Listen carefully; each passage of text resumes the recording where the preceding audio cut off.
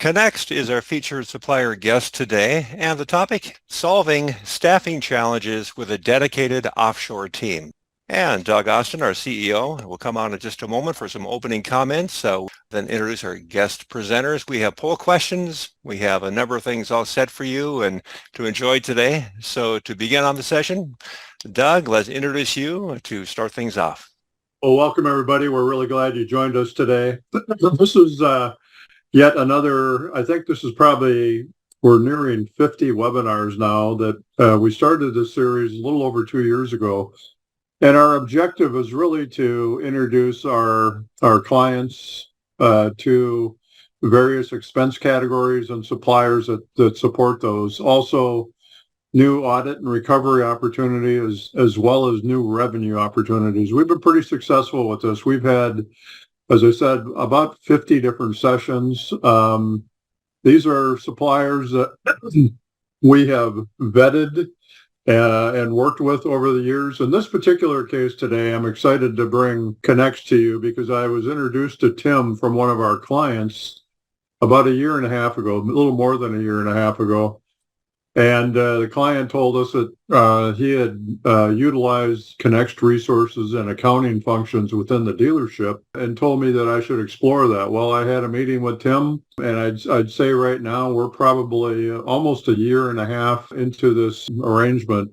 We are currently using 3 full-time resources to support our team as well for various accounting data related functions. So I think it's a great strategy. It's cost effective. The support we've received is outstanding. So I'm excited today to introduce both Tim Mobley and Taylor Goucher from Connext. Take it away, guys.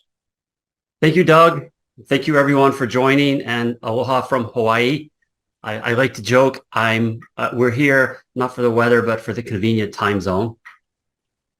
So we're going to start with a quick poll this morning. Our business is about staffing, and so we wanted to start with a sense of how people have found their staffing challenges in the last 2 or 3 years. So from those who remember their statistics class, this is almost a binomial distribution with nothing in the middle. So about a third of the people have found it easier over the last 3 years, and then about 2/3 have found it harder or much harder. And yeah, that probably makes sense. I would love to spend time talking about the whys of all that, but it's kind of consistent with what we're seeing. So thank you. So a couple of things for introduction. Probably before I started Connext, I ran an operating business with about 200 employees, and I faced staffing challenges, and I ended up, I was in the category of we would never outsource anything, we would never do anything like this. Then I went into the category of, well, maybe, and then okay, we'll try it, and then hey, this is kind of cool, it works, and then it works really well, and I think I can start a business and do this for other people. So my primary goal today is to share what I've learned over the last 12 years working with offshore teams and business models and talking about it. And I hope you'll find it interesting and educational. It's part of that goal is this is a $160 billion industry with 10 million global employees. So it's really big. And if you walk into the auto dealer, you kind of want to know whether you're buying a 4-door sedan or a big pickup. And we want to help people be prepared for those sort of decisions and discussions if they pursue something like this. So we'll start with some terms and then different business models. And then we've been working primarily in the Philippines, so we'll talk about that. And then just a little bit about how Connext does it. Certainly not the only way, but why we found it to be successful.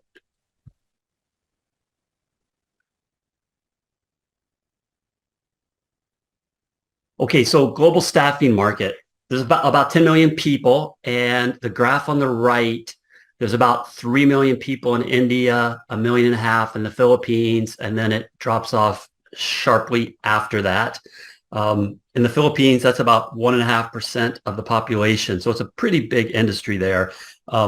And India is like about a third of the percent of the population, but it's, India is 10 times as big as the Philippines. And then the rest are smaller countries, but this is a growing industry. These countries, it's really fascinating. These countries have figured out that it's an important and stable source of both jobs and foreign currency demand, which helps their exchange rate and their economies. And so the text on the left, there's a lot of different models. There's global independent contractors, the big companies, JP Morgan, Citigroup, Goldman Sachs, 12% of their employees, one out of 9 is either in India or Philippines. And those people work directly for those companies and their offshore subsidiaries. So it's really a huge volume that a lot of people don't see. And then there are companies that do sort of global employment. So you hire the people and they pay them around the world. And then there's companies that do sort of traditional outsourcing and they agree to provide a service. And then there's all sorts of terms that you'll hear, and we're just going to touch on the surface of it. Three of the big ones: onshoring in the same country, sort of obvious. Nearshoring is a close country. So if you think about auto manufacturing, there's a lot of nearshoring support in Mexico for auto manufacturing industry and other manufacturing industries. And then offshoring is a distant country. And these are sort of terms that kind of don't mean a whole lot, really, but you'll hear them, and even Latin America is frequently considered nearshoring for the U.S. And then remote teams is generally people dedicated to whoever they're sort of affiliated with in the U.S., whether it's through a contractor like us, or whether it's through a direct subsidiary that United Healthcare or JP Morgan would set up. And then I want to talk a little bit about if there's one thing to pay attention to and to think about, it's understanding the differences between business models and what you as a prospective client are signing up for from a vendor or partner.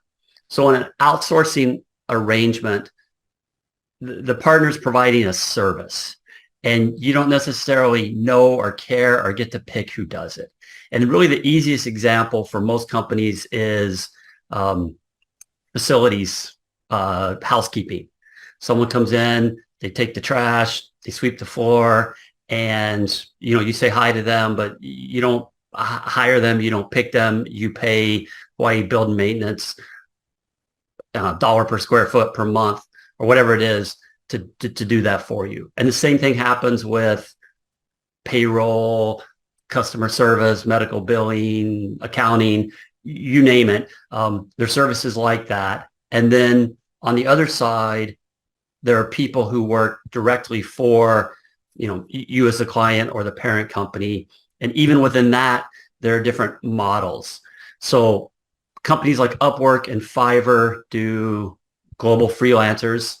Anywhere in the world, you can find a graphic artist or developer to work part-time, and that works really well for entrepreneurs and people who need 4 hours a week or 8 hours a week and project base.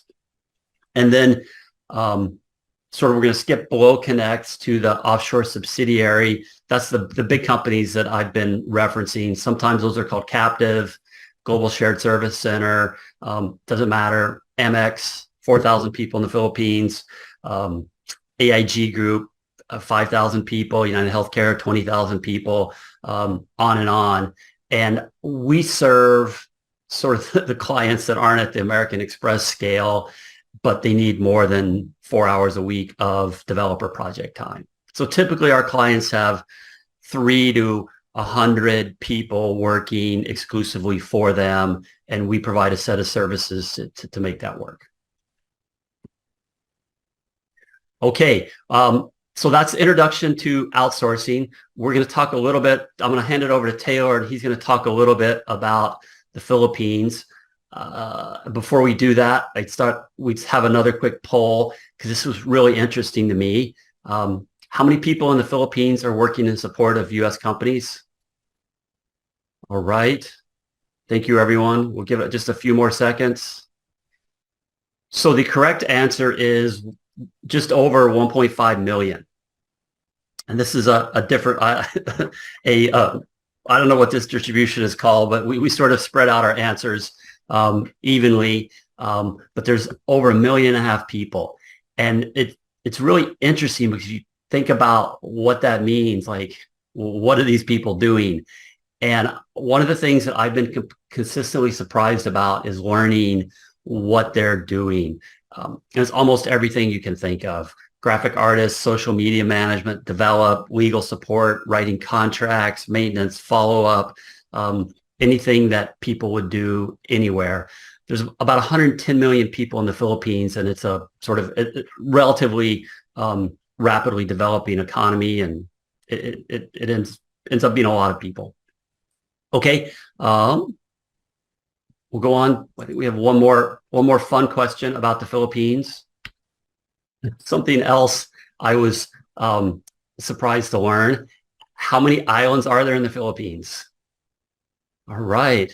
So I will share in poll, share results.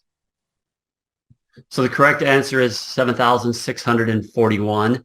But there's a lot of islands. Many of them aren't inhabited, but I think there's a couple hundred that are inhabited, and that creates some, interesting things about logistics companies and so forth there in the Philippines. So just kind of fun to share. Okay, I'll go ahead and hand it over to Taylor to talk a little bit more about the Philippines. All right. Hello, everyone. As Tim mentioned, we sort of primarily operate out of the Philippines. And sort of as we've already learned, Philippines has become one of the top destinations for outsourcing support, independent contractors, and really a major player in the global staffing market. And so the first contact center was established in the Philippines in 1992 by what then was known as the Accenture Group, now known as just Accenture.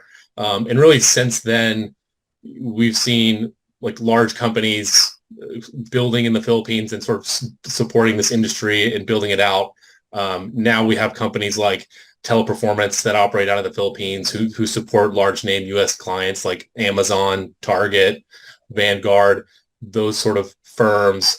And so a lot of things happen out of the Philippines. Like Tim said, 1.5 million at least, a lot of those in this BPO outsourcing space. And there's probably even more than that aren't recorded that support companies out of the Philippines, whether virtual assistants or graphic artists or through somewhere like Upwork or Fiverr. There's just a lot of things that happen there. And so some of the common things that you see and common things that we do with folks from the Philippines, customer support is a big one. I'm sure anyone who's called Amazon, I called Vanguard last week, like in a lot of customer support, customer service activities happen there in our office in Angeles City. We have T-Mobile in Comcast, both floors below us, and then also have Amazon across the street. So a lot of customer service happens in the Philippines.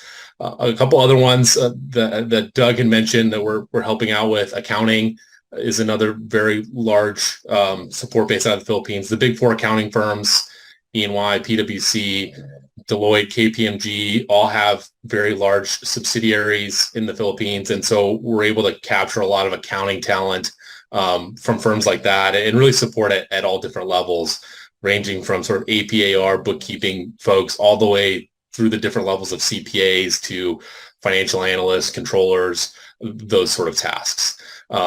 And then there's a wide range of back office things that happen. I know back office is incredibly broad, but for Connext, it's transaction processing for mortgage companies, title and escrow support, data entry, data cleansing, those sort of things. And there's just frankly a lot of it that happens in a different number of capacities. Like Tim said, JP Morgan has a large amount of people there. And so they're doing underwriting work, loan processing, those sort of things in the financial services space. And then there are a ton of other areas that we support. Like Tim said, there's just a lot of things that happen, and we're constantly surprised by the type of functions that people are doing, the experiences that they have, and then what companies are approaching us about to do. So it's just really interesting. And then healthcare is a big focus for us. We do a lot in healthcare. I know that's not super relevant to this group, but just kind of interesting. We do a lot of nursing support, medical billing, revenue cycle management, those sort of things. And then lastly, IT and development. India's definitely had the lead over the Philippines in this particular area for a long time, but now we're kind of seeing the Philippines emerge as a good source of IT and dev talent, really across the board. I don't think we've had any issues filling specific IT or development roles for anyone. And so I think the Philippines is really a fantastic way for companies to capture talent in different areas. And like we've said, just a lot of things happen there. I don't think we've maybe one or two roles over the course of the last 9 years that we've come across that we haven't been able to fill out of the Philippines. And they've been really high level sort of director, executive level positions that just, there wasn't a lot of alignment. But really, if you can think about it being done remotely somewhere in the US or somewhere, it can be done remotely in the Philippines. And so that's kind of how we talk to clients about this. And oftentimes we'll clients say, hey, we have this specific need. Can you find it with someone in the Philippines? And our job is to go out and source that. And then some Philippine specifics, like why is it sort of emerged as a hotbed for outsourcing, offshoring support? The first, I think, is English is the primary language. So English is taught is the language of instruction in schools. If you go and visit Manila, cab drivers, people that are work in restaurants, people that work in hotels, everyone speaks English. And so what that means is, all the candidates that we source can speak English and can talk with their clients and you can understand them. And so that's a primary driver. And then, the English proficiency gets better with different roles. So the accounting roles, those folks don't necessarily need to be able to speak English all the time, and they're not customer facing. Whereas the customer support roles, who are going to be on the phone all day talking to people in the US, they have more experience with the English language, better conversational skills, those sorts of things. But at a high level, everyone that we endorse to clients can, speak English well, and it just kind of happens at different levels. And then there's a typo here. It's supposed to be 18 hours ahead of U.S. Hawaii Standard Time. So it's the time zone 12 hours ahead of U.S. Eastern Standard. And so it is 2:20 a.m. tomorrow morning in the Philippines now. And so that can be a deterrent for some people that say, hey, there's not a lot of time zone overlap. For others, there can be some efficiency gain from the time zone differences. And frankly, we have people working 24/7, 365. It's really dependent on the type of role and sort of what the client's trying to achieve. But there is some time zone differences, and it's just kind of important to think about as you're thinking about the Philippines as an offshoring destination. And a lot of our clients will have, they'll get time zone efficiencies because they have people working when they're out. So they have work that they shift off to the Philippines team when they go home for the day, and then they come in the next morning and it's complete. We'll have other clients that have sort of off hours customer support. So, right, if you're on US Eastern Time and you have people calling at 7, 8 p.m. and no one in the office to handle those calls, presumably a team in the Philippines who's working at 7 or 8 a.m. can handle those. And so there are some differences there, but it's not a huge deterrent. This industry's been built off of supporting U.S. time zone and U.S. hours. So it's quite common to have people working for whatever shifts the clients want. And then there's just a lot of Western influence in the Philippines. And so there's a lot of cultural similarities. I know people have had challenges in other outsourcing destinations just because of cultural misalignment or whatever you may call it. But there's a lot of similarities with the U.S. and the Philippines from a cultural standpoint. And so that just kind of makes it, I guess, easier for people to work with the people in the Philippines and sort of build relationships and those sort of things. And then on the right here is just a map. We have, 3 three like designated office spaces. Two are in Angeles City, which is about an hour and a half north of Manila, just outside of Clark Air Force Base. And so we have two offices there. And then we have another office in the south on Mindanao in Davao City. And these are, the Philippines has a pretty solid technical infrastructure. A lot of the outsourcing operations will happen out of Manila, which is incredibly popular, Angeles City, which is the location up there to the north, Cebu, which is another location here in the south, and then Davao. So there's main like large hub cities where people are working out of high-rise offices like you would find in sort of a metro US area. Tim, I don't know if you have anything you'd like to add about the Philippines specifically or any additional thoughts there. Nope. Very good. Thank you, Taylor.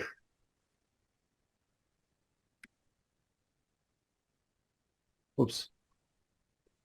Oh. And so I guess next, sort of how does Connext fit into this? So like Tim mentioned, we operate sort of at a high level in the outsourcing space, but more so on the remote staffing side. So we help clients build custom dedicated support teams in the Philippines. And so our goal is to sort of fill this successful team box here in the center and help clients sort of capture the talent of folks offshore. And so we have this box in the middle. This is kind of what we perceive as the things that go into a successful team.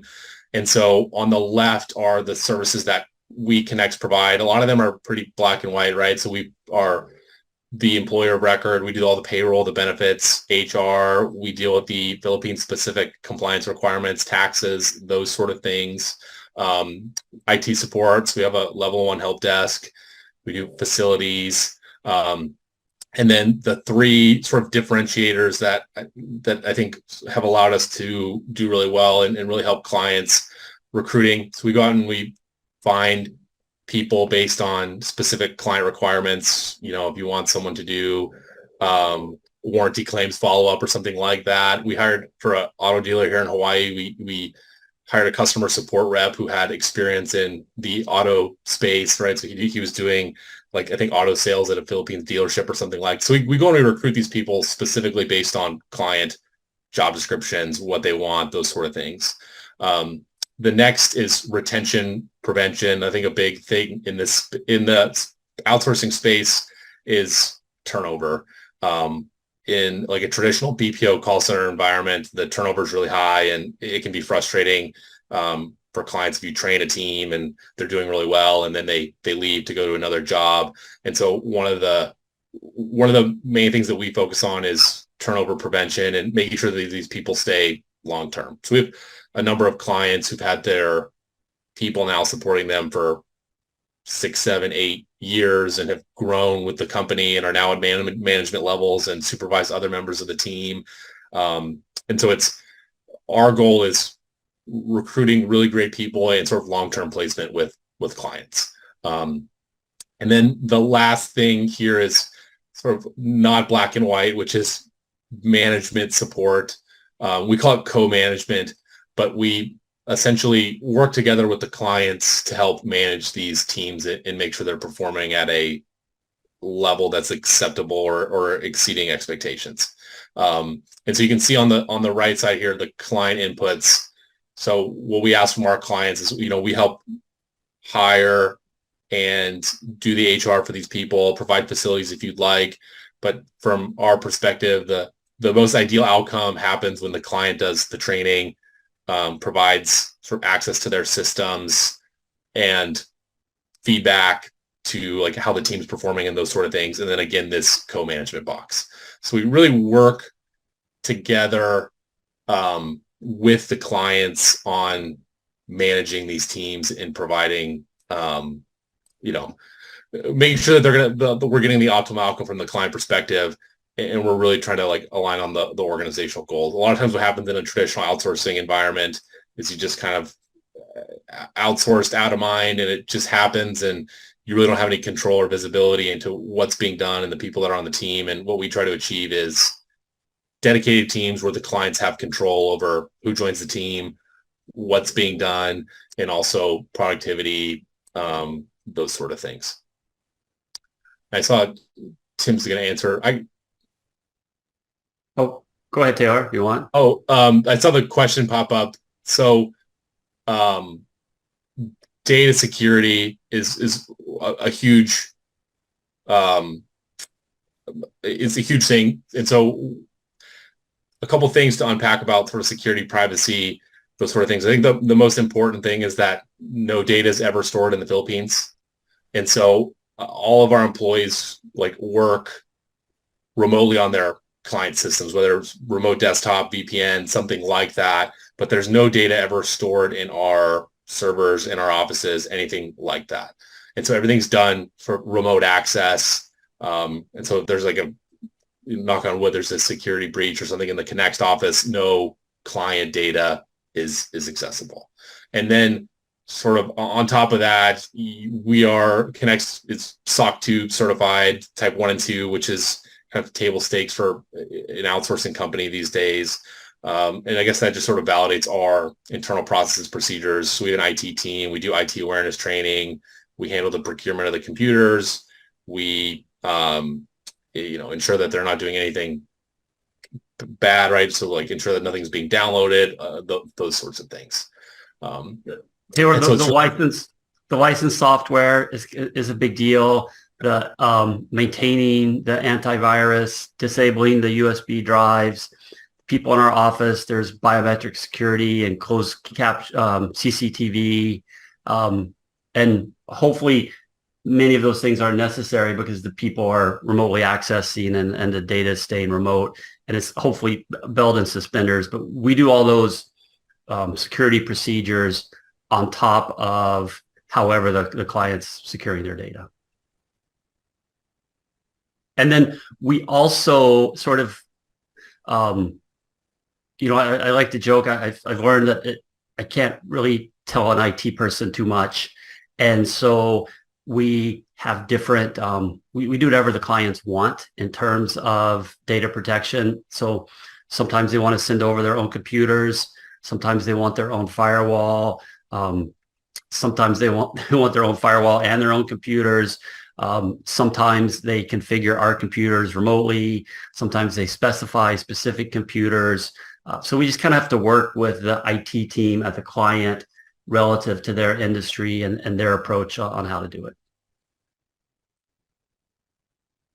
Awesome. Thanks, Tim. Yeah. And so at a tremendously high level here, sort of recapping Connext services, our sort of goal vision is to enable the value of an offshore subsidiary like you see with JP Morgan or these other companies at a scale of small scale. So we have client teams with 1, 2, Doug said they have 3 people, all the way up to 50 or more. And so our vision is enabling that kind of at whatever scale clients want.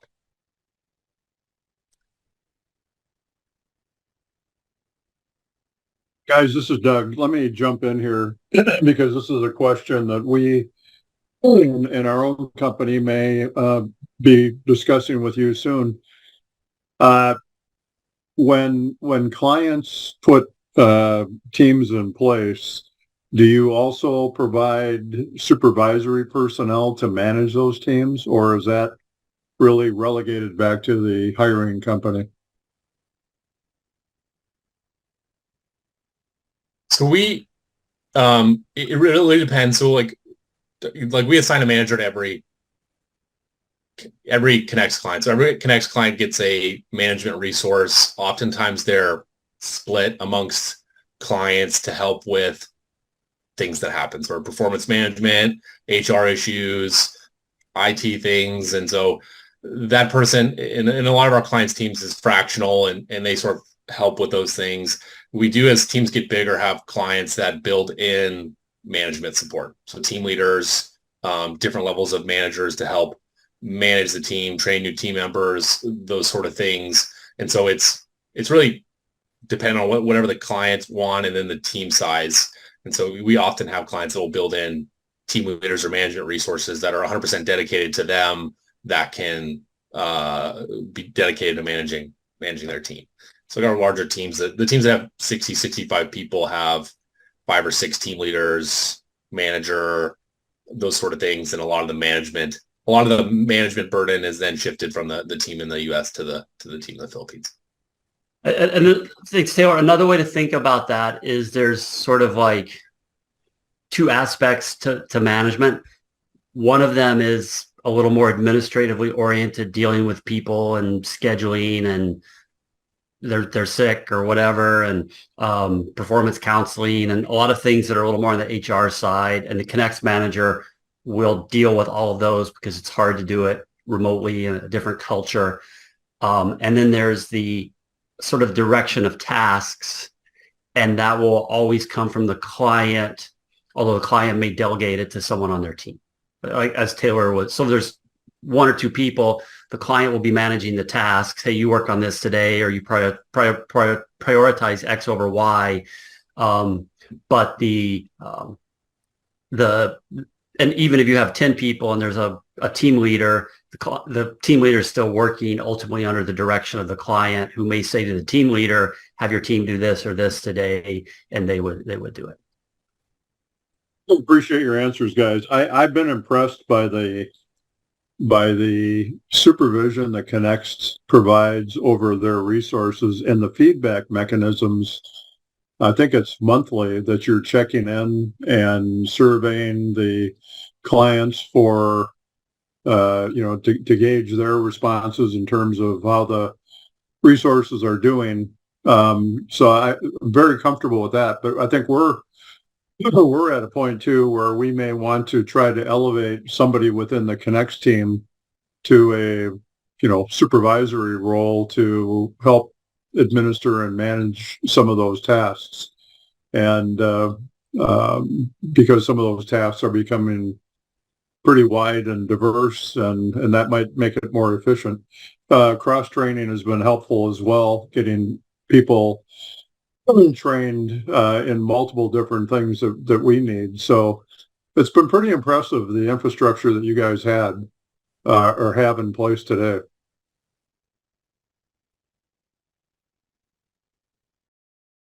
Thank you. Thank you. Yeah. Tim, could you go to the next slide, please? All right. So I know we're talking about expense management and those sort of things. So I'll touch on costs a little bit. I want to preface this by saying very rarely do we have clients come to us like purely trying to reduce costs or move jobs or something like that. A lot of the times it's because they simply can't hire the right people they need to grow or support their business. And this just happens to be a cost-efficient option. That being said, like the cost is important. It is lower. And so that's kind of what we're going to discuss here. And so the way that our rates work is that it's a flat monthly rate per person per month, like they're an exempt employee somewhere in the US. And so the rates are often driven by the experience level of the people, meaning a entry-level customer service person is going to have a lower rate than a senior accountant. And so in this table kind of lays out average monthly rate. I would say this is across the 850 employees we now have. The average monthly rate is probably around 2,000 US per person per month. And this is kind of based on a sort of mid-tier customer support, back office rep, bookkeeper, APAR person, someone like that. And so that's kind of our average monthly rate per person. I put average monthly wage rate for a U.S. employee. I know this differs by where you're at in the world. But if you take that plus like employment expense, insurance benefits, taxes, those sort of things, you see that the cost of the employees in the Philippines is about half, maybe more, or, half of what maybe less than what you would see from someone in the States. And again, that varies based on where you're at. And then other costs that we Connext manage that that clients don't have to in this remote team setup. So recruiting, right? It costs money to recruit people and have recruiters and place ads on Indeed and LinkedIn or wherever you're placing them. HR support. So we provide the HR, so you don't need to have an HR person or dedicating their time to this team. facilities. So you're not paying for a little bit for Connext office space, but you're not leasing space out for the employees. And then IT support, right? So we provide a little bit at the level one, but it also removes some costs from you and your team for providing those services. And so total cost savings, it's usually at least 50%. And if you were to tally up all those things, it's in many cases, 60 to 70% of what you would pay for someone in the US. And again, we're not saying, hey, you shift jobs offshore. Again, most of our clients, it's, hey, we can't find this position anywhere in the US and we're having a really hard time and it's hurting our business. And so we want to try and fill it offshore at a more efficient cost rate. And then I just put some common roles here that we fill. Again, customer support, accounting, administration assistants, marketing folks, payroll, data entry, general back office support, data analysts, developers, and that's sort of just the tip of the iceberg. We do a lot of other things and really can tailor the recruitment around whatever the specific job descriptions are. And then I saw there's a question, but there's a turnover rate. So that's a big thing. Like I said, it's a 50% annual in the BPO industry. We shoot for under 20% annual turnover across the organization, which we think is comparable to what you would find in the US. I think in Q2, we did 3.3% turnover. And it varies based on position, but we work tremendously hard to prevent employee turnover. So it really starts from the recruiting process. So finding the right people, they do risk assessments, making sure that they're, aren't going to leave for some reason or another.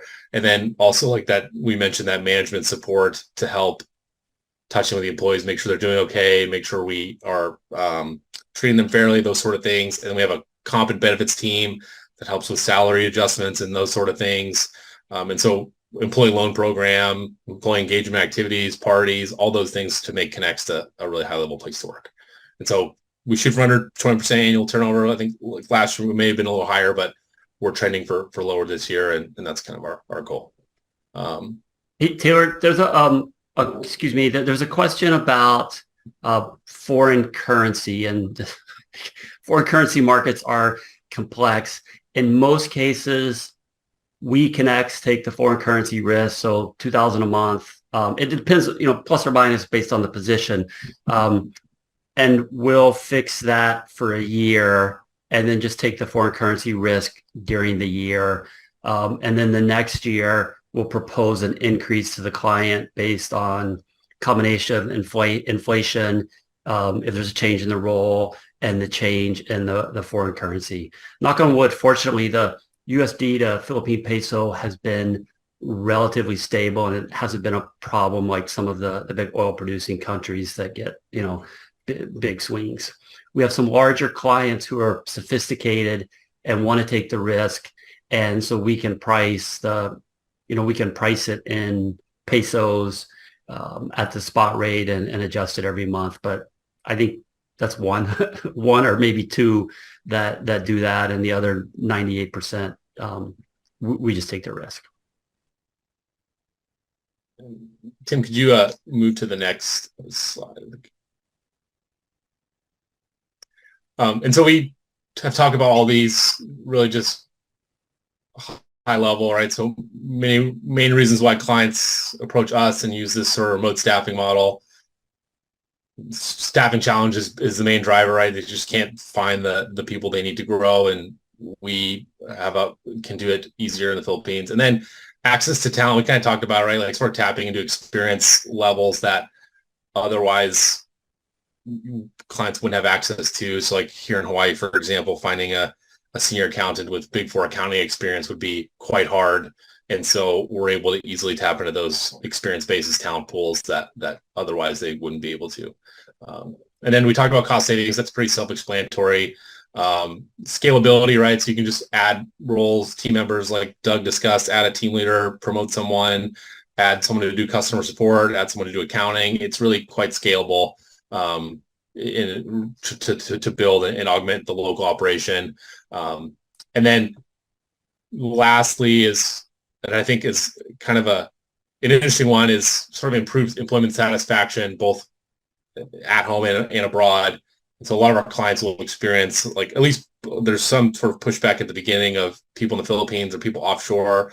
But at the end of the day, like, the Philippines teams are sort of reducing workload and allowing the people in the dealership or wherever to do more customer support, customer facing tasks, revenue producing things. And generally it improves their satisfaction. So that one's hard to quantify, but we do see that often, where it's like the people are really happy about the Connext teams. So I know we're running short on time, so we'll get into the FAQs here. Tim, I don't know if you want to go through these and touch on the ones that are most pertinent. Okay. Or if anyone has questions, we're happy to to skip our FAQs and go to questions that folks have. If we get questions, we'll just stop, but I'll run through these quickly. What does Connext provide? Taylor showed that a few slides ago.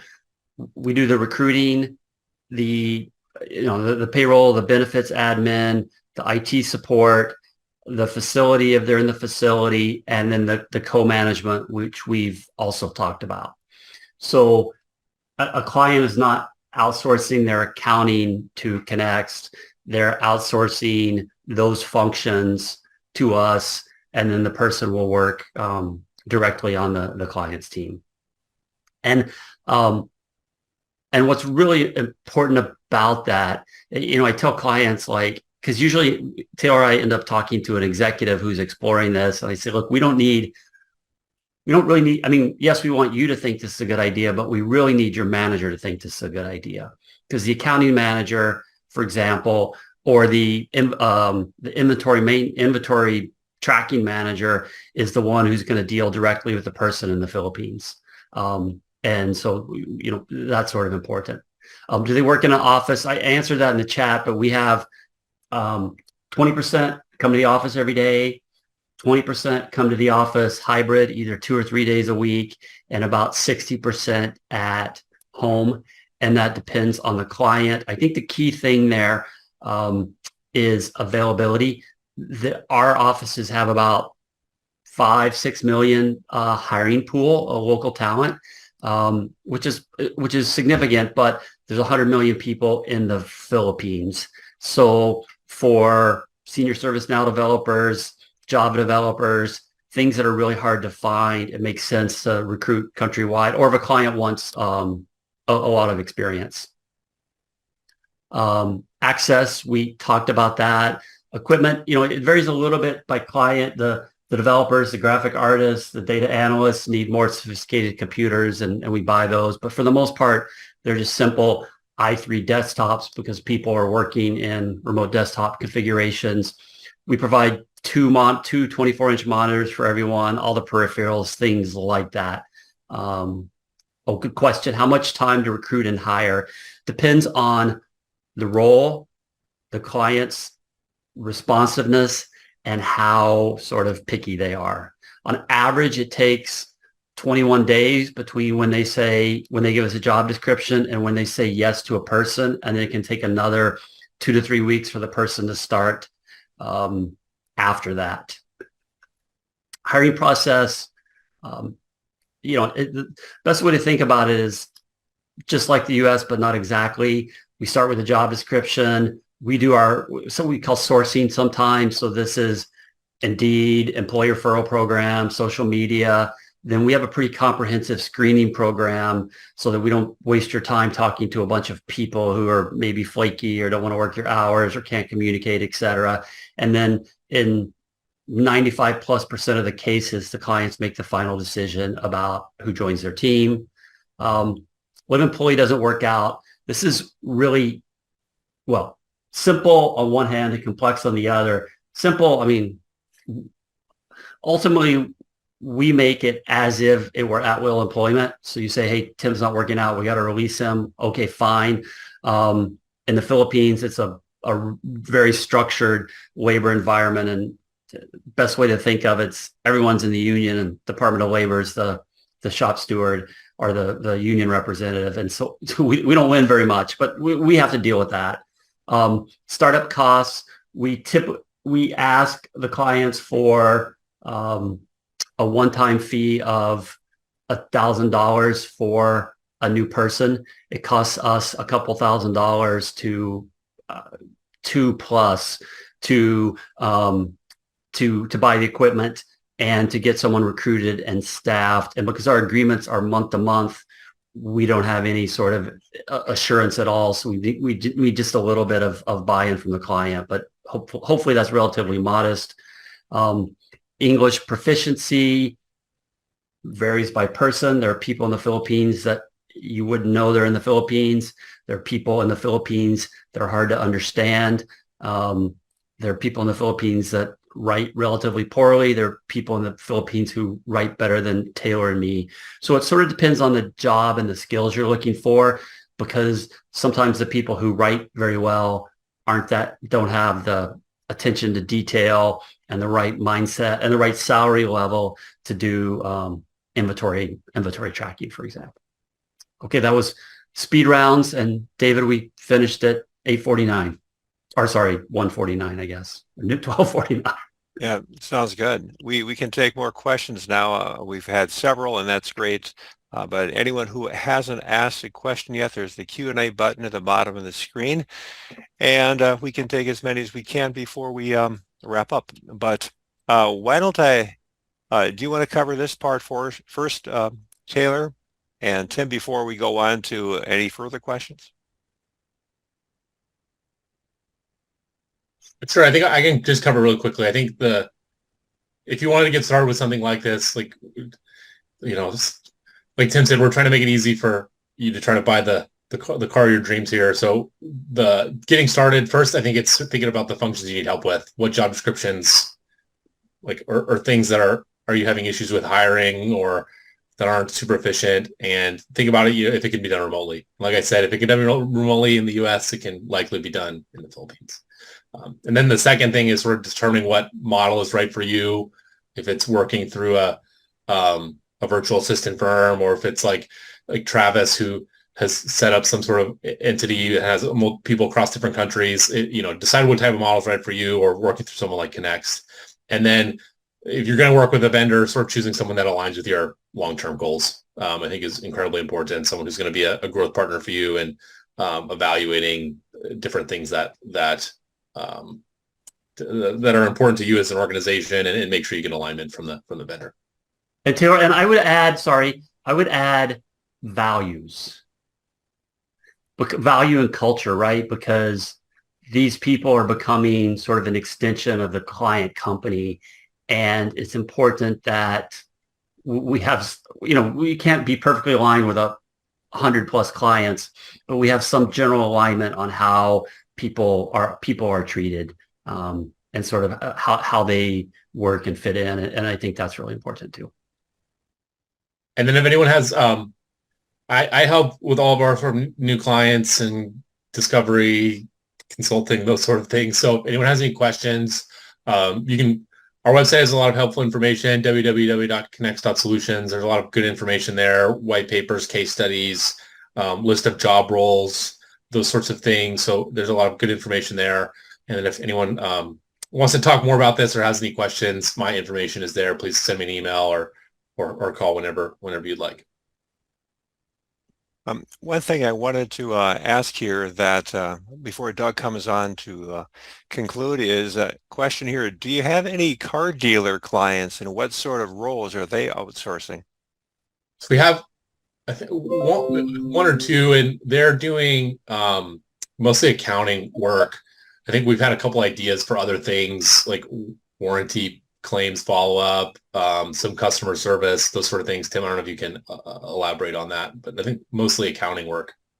Yeah, the majority of the people are in the accounting team, and they do everything. Accountants, there are people who do accounts payable and record them in the general ledger. There are people who do fixed asset depreciation schedules, audit support. I mean, so we have varying levels of accountants.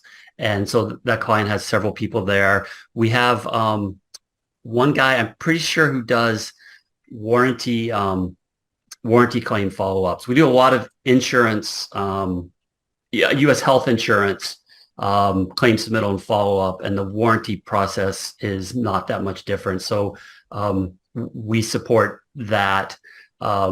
We sort of explored customer service, and I always tell people, we'll do whatever you want, but let's start with something straightforward and put off customer service, because when the phone rings, it can be anything, and it's really hard to get someone to train to answer questions, especially in the volume of things that can come into an auto dealer. So, I mean, we can do it and it happens, but I think it's better for the clients that we build some relationship and experience working together around easier things before we try to tackle customer service, unless it's really simple, follow up about oil changes or something. Let's add another. Where do you see clients go wrong when outsourcing or using offshore staff? So I would say two things. Number one, I referenced this before.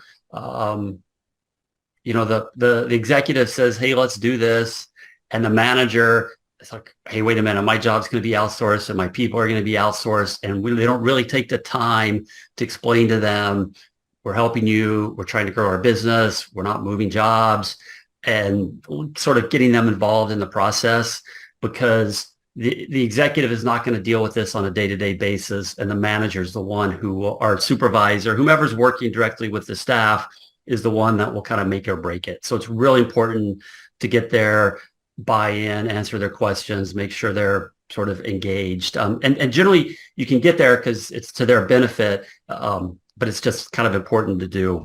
The other, so that's specific to us. The more global thing, and I'm going to handle this really quickly, but it's a big topic. If you think about it, if you have the right people, the right process, the right technology, and the right management, in most situations, you get a good outcome.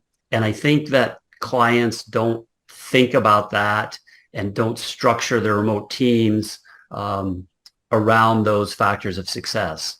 So I think we've all had horror stories about calling Philippines and India for customer service. And usually, at least in my experience, the accent exacerbates the problem, but the accent isn't the problem. The problem is they're not trained very well. They don't have access to the system. They don't know what they're doing. And so companies don't work hard enough and don't have the right management to address some of those. They happen in the U.S. too, right? Sort of structural issues, but can be even more exacerbated when the person's offshore. All right, Doug, can I have you activate your webcam, and we can get ready to conclude? Oh, I'd just like to comment. I think we started this, will be 2 years this fall with Connext, and we were very careful. We were looking for capacity, and cost was kind of a secondary consideration to the point that Tim and Taylor made. We were also pretty cautious because of what Tim just described, some of the bad experiences that we've all had with customer support over the phone from third-party providers. So we were pretty specific about providing back office support, data analytics, those kinds, and a lot of customer support administrative roles. But as we've had more and more experience, we are now expanding our horizons to maybe have some of our resources reach out and deal with suppliers directly, and some of the follow-ups, the many follow-ups that we have to work with suppliers on. So for any of you that are considering this, I'd highly recommend it. It's been a very, very positive experience for us. And as we think strategically about growth and positions that we have to fill either now or coming up, Connext is certainly in that conversation all the time.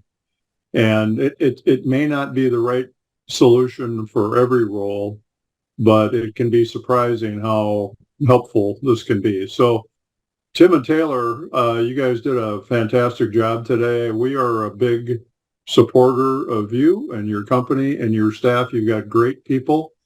We have them included virtually any email communication among the company. We act as if they're our employees, and they react that way, and we couldn't be happier. So well done, great presentation. I'd encourage you to reach out to Tim or Taylor in this case with any questions that you have. Thank you, gentlemen. If you are listening today and don't currently have support from Strategic Source, we would welcome a conversation with you. Reach out to Chris Austin at sales@strategicsource.com or call him at 612-386-3898. We'd be happy to talk to you about solutions across 130 expense categories in your business or dealership, your manufacturing facility. We'd be happy to help. If you're interested in a copy of this webinar or to listen to it again, I saw one question on there. Somebody was interrupted and is interested in getting a copy of this. We will have this on our website tomorrow. Don't know what time, but typically it's fairly early. So look on the Strategic Source website for a copy of this webinar, and we will be happy if you reach out to us at that email to send you a copy directly. And if you have questions, feel free to reach out to Taylor at the information he provided. But thank you again for joining us today. We're happy to have you, and we look forward to having you on future webinars with Strategic Source. David, please close us out. Sure. Thanks, Doug. And I did bring up the post-session survey, just 2 questions. We really want to get your feedback on this because your input helps us make these webinars as good as they can be. So thanks for everyone attending today, and we look forward to you joining us on future sessions. Thanks, everyone. Have a great rest of the week.